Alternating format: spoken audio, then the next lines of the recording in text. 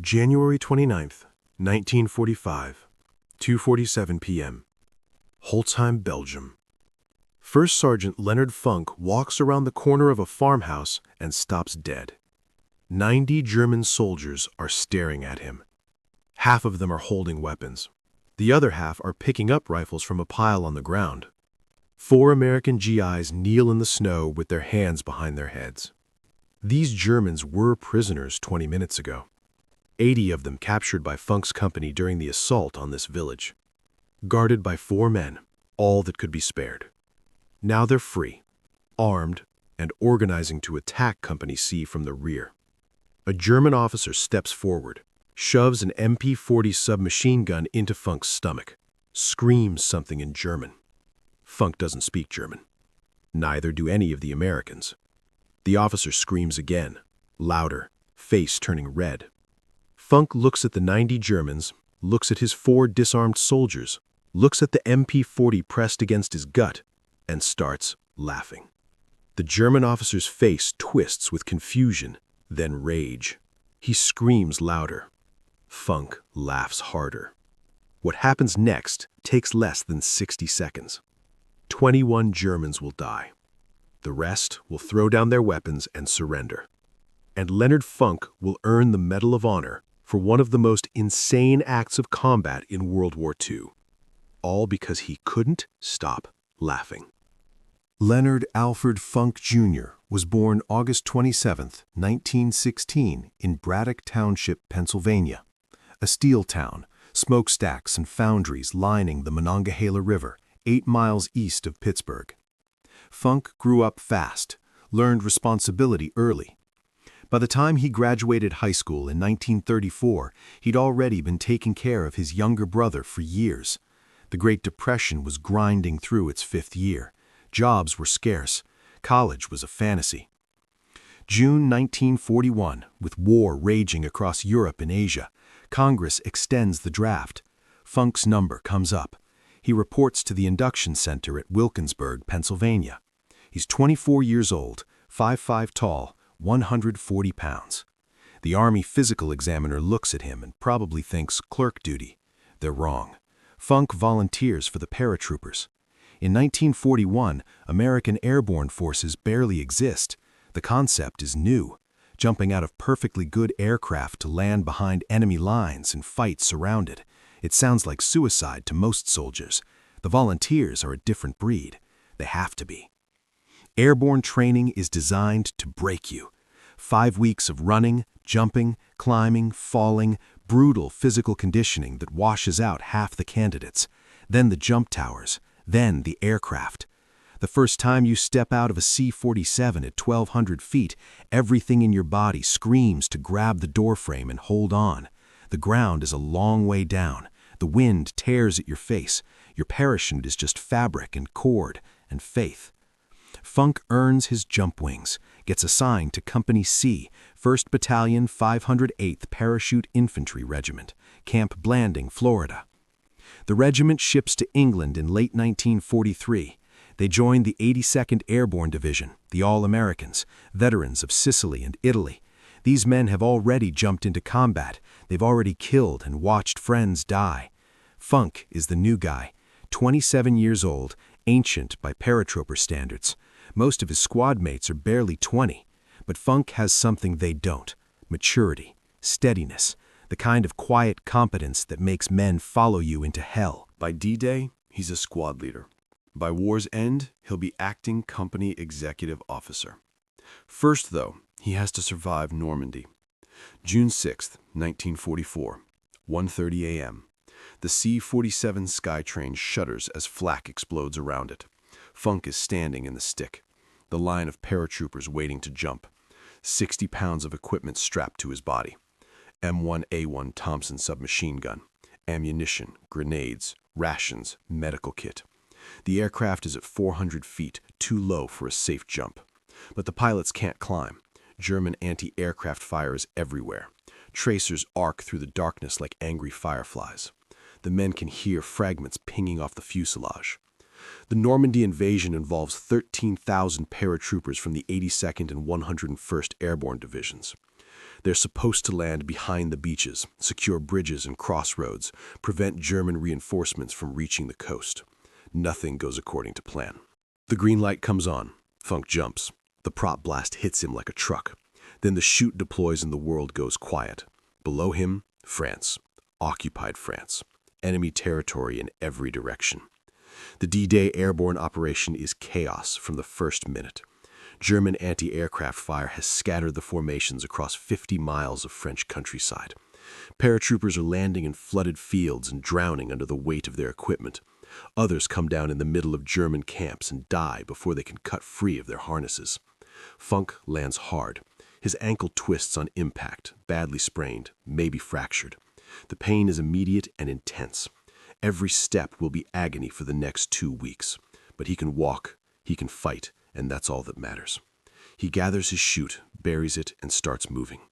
He's 40 miles from his drop zone, 40 miles of German-held territory, in the dark, alone. Within hours, he's collected a group of lost paratroopers, men from different units, different companies, different regiments. 18 of them eventually, all of them looking for leadership. Funk gives it to them. For 10 days, Funk leads this group through German-held territory, traveling at night, hiding by day, fighting when they have to. He insists on serving as lead scout despite his injured ankle, putting himself in the most dangerous position to protect his men. They link up with Allied forces on June 17th. Every single man survives, not one casualty. 10 days behind enemy lines, 40 miles of German-occupied France, and Leonard Funk brings them all home. The Silver Star, third highest combat decoration, plus a Bronze Star for Mauritius service, plus his first Purple Heart. Funk is just getting started. September 17th, 1944. Holland. Operation Market Garden. The largest airborne assault in history. 35,000 paratroopers dropping into the Netherlands to capture a series of bridges across the Rhine. British, American, Polish forces all jumping together. If it works, the Allies will be in Germany by Christmas. Field Marshal Montgomery's plan is ambitious, maybe too ambitious. The paratroopers have to capture and hold 7 bridges across 64 miles of Dutch territory. Ground forces will race up a single highway to link up with them. Everything depends on speed, on surprise, on nothing going wrong. Everything goes wrong. The British 1st Airborne Division lands at Arnhem, the furthest bridge. They're surrounded by SS Panzer divisions that weren't supposed to be there. For 9 days, they fight and die in the streets. Only 2,000 of 10,000 men make it out. The bridge too far enters military history as a cautionary tale. But Leonard Funk doesn't know about the big picture. He only knows his mission: support the landings, secure the drop zones, kill Germans. After touching down, his company secures their objective, standard stuff.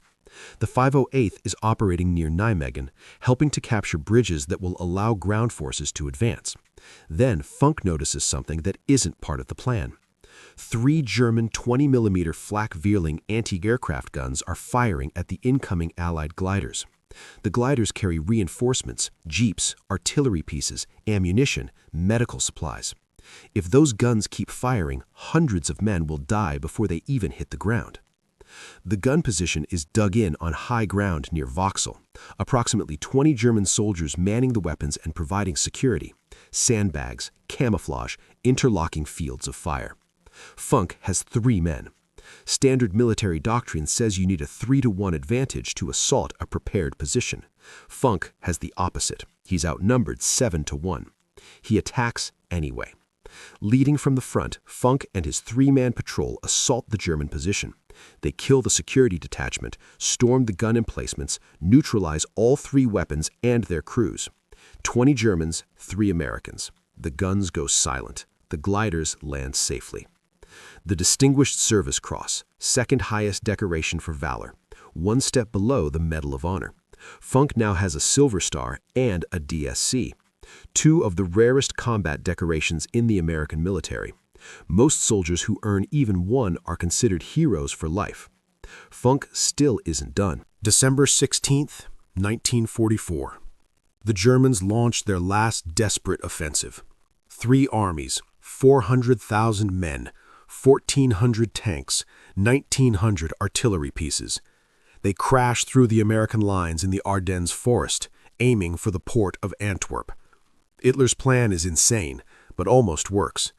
He's gambling everything on one massive attack. Split the Allied armies, capture Antwerp, force a negotiated peace in the west so Germany can focus on the Soviets in the east. For the Americans, it's a nightmare. The offensive hits thinly held sectors manned by green troops and exhausted veterans pulled off the line to rest. Entire divisions crumble. Thousands of soldiers surrender. The German advance creates a bulge 50 miles deep in the Allied lines. The Battle of the Bulge, the largest battle the American army will fight in World War II. 89,000 American casualties before it's over. The weather is brutal. Snow, ice, temperatures dropping to 5 degrees below zero. Men freeze to death in their foxholes. Weapons jam. Vehicles won't start. The cold is as deadly as the Germans. Then comes Malmedy, December 17, 1944. One day into the offensive, a convoy from the 285th Field Artillery Observation Battalion is moving near the Bognes crossroads when they run into the spearhead of Kampfgruppe Piper, an SS armored battle group. The Americans are rear echelon troops, artillery observers, radio operators. They're not equipped for a fight with tanks and armored infantry. After a brief engagement, 113 Americans surrender. They're herded into a farmer's field near the crossroads, hands up, disarmed, prisoners of war. Then the SS opens fire. Machine guns, pistols, rifles. The Germans shoot them down like cattle. Men who try to run are cut down. Men who fall wounded are finished off with shots to the head. 84 Americans die in that field. Some survive by playing dead. They lie in the snow for hours, German boots walking past them, German voices laughing. When darkness comes, 43 survivors crawl away and make it back to American lines. The news spreads through the American army. Within hours, the Germans are executing prisoners. Malmedy changes everything. Before, the war in Europe had rules, unofficial, unspoken, but real. Soldiers surrendered when the situation was hopeless. Prisoners were treated according to the Geneva Convention. There was a kind of grim professionalism between enemies. After Malmedy, the rules are gone. American soldiers swear they'll never surrender to the SS. Some units pass down orders, no SS prisoners. When Funk hears about the massacre, something hardens inside him. He's already seen too much. Normandy, Holland, friends dying in fields and forests across Europe. But this is different. This is murder, cold-blooded execution of men who had surrendered in good faith. Leonard Funk decides he will never surrender to the Germans, no matter what. That decision will matter very soon. January 29th, 1945. The Ardennes. The German offensive has been broken. Now the Allies are pushing back. Company C, 508th Parachute Infantry, gets orders to capture the Belgian village of Holtzheim. There's a problem.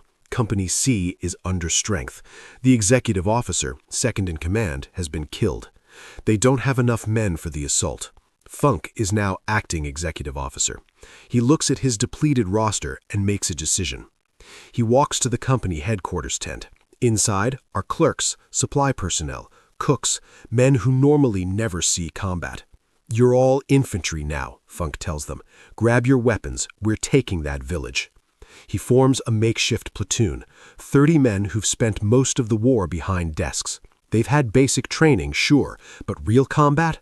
Most of them have never fired a shot at another human being. Funk doesn't care. He needs bodies. He'll turn them into soldiers. The march to Holtzheim is 15 miles through waist-deep snow in a driving blizzard, temperatures well below freezing. German artillery shells explode around them, harassing fire from the flanks. Funk leads from the front. They reach Holtzheim. Funk organizes the assault. His clerks, his makeshift warriors follow him into the village. 15 houses, Germans in every one. Machine guns, rifles, grenades. Funk and his men clear them all.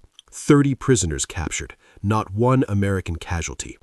Another unit captures 50 more Germans on the other side of town. 80 prisoners total. They're corralled in the yard of a farmhouse. Funk looks at his exhausted men. They've been marching and fighting for hours. There's still resistance in other parts of the village, scattered German soldiers who haven't surrendered yet. He can only spare 4 men to guard the prisoners.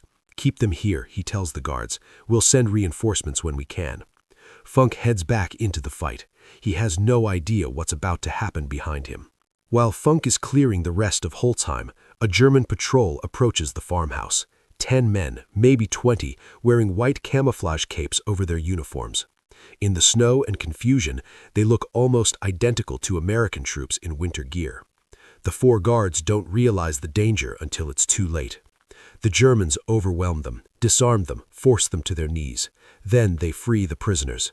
80 German soldiers, plus the patrol that freed them, 90 men total. They grab weapons from the pile. They organize quickly. They know exactly what they're going to do. Attack Company C from the rear. Funk's company is scattered across the village, mopping up resistance. They're not expecting an attack from behind. If 90 Germans hit them while they're spread out, it'll be a massacre. The German officer in charge, probably a lieutenant or captain, begins giving orders. Position the machine guns here, set up the ambush there, wait for my signal. That's when Leonard Funk walks around the corner. Funk has come to check on the prisoners. Routine. Make sure the guards are okay, see if reinforcements have arrived. He's not expecting to walk into 90 armed Germans. He rounds the corner of the farmhouse and freezes. The scene is surreal. His 4 guards are on their knees in the snow. The prisoners, who should be unarmed and contained, are standing everywhere, rifles in their hands, organizing for battle. The German officer spots Funk immediately. The first sergeant stripes on his sleeve mark him as a leader, a prize. The officer strides forward, shoves his MP40 into Funk's stomach, screams a command in German. Surrender. Drop your weapon. Except Funk doesn't speak German. He has no idea what the officer is saying. The officer screams again, louder. His face is red, veins bulging in his neck. Funk looks around. 90 Germans, half of them armed. His 4 men disarmed and helpless. 1 other American soldier standing beside him, equally helpless. The mathematics of survival are 0. There is no scenario where Leonard Funk wins this fight. He's outnumbered 90-1. The sensible thing, the rational thing, is to surrender. But Funk remembers Malmedy. 84 Americans murdered in a field, shot like animals, left to freeze in the snow. He's already decided he'll never surrender to the Germans. So instead of complying, Leonard Funk does something inexplicable. He starts laughing. Nobody knows exactly why Funk laughed. Maybe it was a deliberate ruse to confuse the enemy and buy time. Maybe it was stress. The human brain does strange things when faced with certain death. Maybe it was genuine amusement at the absurdity. An officer screaming in a language Funk couldn't understand, expecting compliance. Funk himself later said he tried to stop laughing but couldn't. Something about the Germans screaming in German touched a nerve. Whatever the reason, the effect is devastating. The German officer screams louder. Funk laughs harder. He bends over, shoulders shaking, calls out to his men, "I don't understand what he's saying." Some of the German soldiers start laughing too. The tension is bizarre. Their officer is turning purple with rage, and this American won't stop cackling. The officer is completely thrown off. This isn't how prisoners behave. They beg, they plead, they comply. They don't stand there laughing while you shove a gun in the stomach. For a few critical seconds, the German officer doesn't know what to do, and Leonard Funk uses those seconds. Still appearing to laugh, Funk slowly reaches up toward his Thompson submachine gun. It's slung over his shoulder, the standard carrying position for paratroopers. The German officer watches. This is good. The American is finally surrendering his weapon. Funk's hand closes around the grip. He begins to unsling it slowly, carefully. The German relaxes slightly. He's about to have another prisoner, another trophy. Then Funk moves in one motion, faster than thought. He swings the Thompson down, brings the muzzle into line, and squeezes the trigger. The M1A1 Thompson fires .45 ACP rounds at 600 per minute. At close range, each round hits like a sledgehammer. The bullets don't just wound, they destroy. The first burst catches the German officer in the chest, 30 rounds in less than 3 seconds. The officer is dead before he hits the ground. Funk doesn't stop, can't stop. The moment he started shooting, he committed to killing everyone or dying himself. There's no middle ground. He pivots, still firing. The Thompson sprays an arc of lead across the German soldiers nearest to him. Men scream, men fall. Blood sprays across the snow. Brass casings tumble through the air, steaming in the cold. The magazine runs dry, 30 rounds gone in seconds. This is the critical moment. A Thompson takes 2 seconds to reload if you're practiced. 2 seconds is forever in a firefight. 2 seconds is enough time for 90 Germans to kill 1 American. Funk yanks the empty magazine out, slams a fresh one in, racks the bolt, and keeps shooting. The whole sequence takes less than a heartbeat, muscle memory, thousands of hours of training compressed into one fluid motion. At the same time, he's screaming at his men, "Pick up their weapons! Pick up their weapons!" The 4 guards, still on their knees, scramble for the rifles the dead Germans have dropped. Seconds ago, they were prisoners. Now they're fighting for their lives. The Germans are in chaos. Their officer is dead. The American who was laughing is now killing them. Nobody gave orders for this. Nobody knows what to do. Some of them shoot back. Bullets crack past Funk's head. 1 round kills the soldier standing beside him. Funk keeps firing, moving, killing. His guards have weapons now. They're shooting too. The Germans are caught in a crossfire they never expected. 60 seconds, that's all it takes. 21 German soldiers lie dead in the snow. 24 more are wounded. The rest, more than 40, throw down their weapons and raise their hands. The prisoners are prisoners again. Leonard Funk stands in the middle of the carnage, smoke rising from his Thompson, surrounded by bodies. That, he says to his men, was the stupidest thing I've ever seen. The aftermath is almost anticlimactic. Company C fully secures Holtzheim. The captured Germans, the survivors anyway, are marched to the rear under much heavier guard this time. Funk reports the incident to his commanding officer. Just another firefight, just another day in the war. But the story spreads through the regiment, through the division, through the entire 82nd Airborne. The sergeant who laughed at 90 Germans and killed 21 of them with a Tommy gun in under a minute. When the Medal of Honor recommendation reaches Washington, nobody questions it. On September 5, 1945, at the White House, President Harry S. Truman places the Medal of Honor around Leonard Funk's neck, the nation's highest award for valor. The official citation reads, "First Sergeant Funk's bold action and heroic disregard for his own safety were directly responsible for the recapture of a vastly superior enemy force, which, if allowed to remain free, could have taken the widespread units of Company C by surprise and endangered the entire attack plan." Funk was already one of the most decorated paratroopers in history. Distinguished Service Cross, Silver Star, Bronze Star, 3 Purple Hearts.